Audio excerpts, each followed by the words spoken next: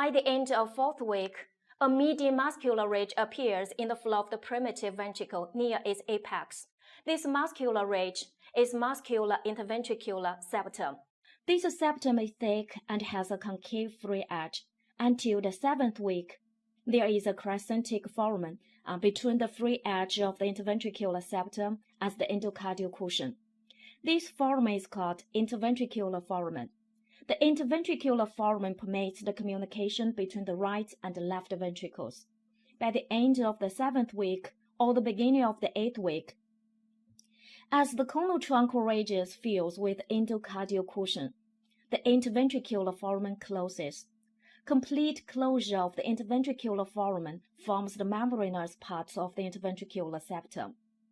It derives from a pair of conotruncal ridges as the endocardial cushion.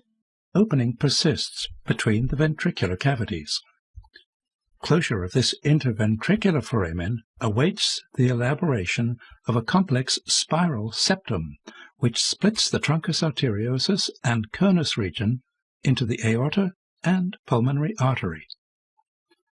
The formation of this partition is more clearly seen if the heart is turned by 45 degrees. Originally, the right and left ventricles share a common outflow channel, the truncus arteriosus, which gives rise to the aortic arches. The truncus arteriosus is presented schematically as a transparent cylinder. The bifurcation of the truncus arteriosus, illustrated here, represents two of the aortic arches. The 4th aortic arch forms the aorta, and the 6th is the origin of the pulmonary artery.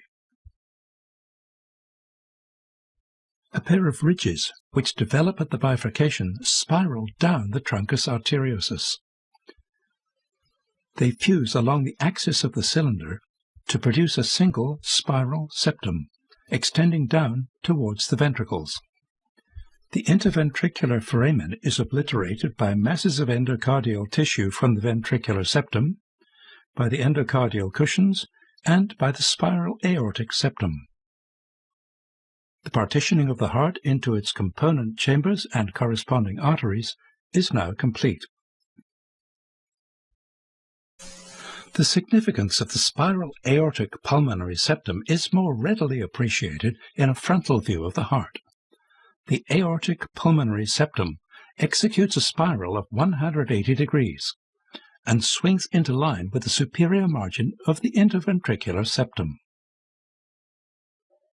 This process accounts for the manner in which the aortic and pulmonary trunks are entwined in the fully developed heart. Blood from the left ventricle enters the aorta, which passes to the right behind the pulmonary artery.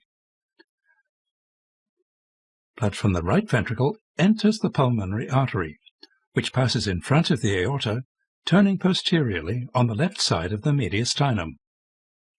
If conotruncal ridges fail to fuse with the endocardial cushion, ventricular septal defect occurs. Ventricular septal defect is the most common type of congenital heart disease, accounting for about 25% of defects. Most ventricular septal defects occur in the membranous parts of the interventricular septum. Abnormal development of the conotruncal ridges will cause ventricular septal defect. Most patients have a massive left to right shunt of blood, causing the circulation overloading of the pulmonary circulation. Pulmonary hypertension occurs. Just as atrial septal defect, transcatheter technique is also used for the treatment of the ventricular septal defect. Well, this is the partitioning of the primitive ventricle and clinical correlations. Now have a quiz. A membranous ventricular septal defect is a cardiac malformation that involves which of the following septa? Please make your choice. Thanks for listening. See you next time.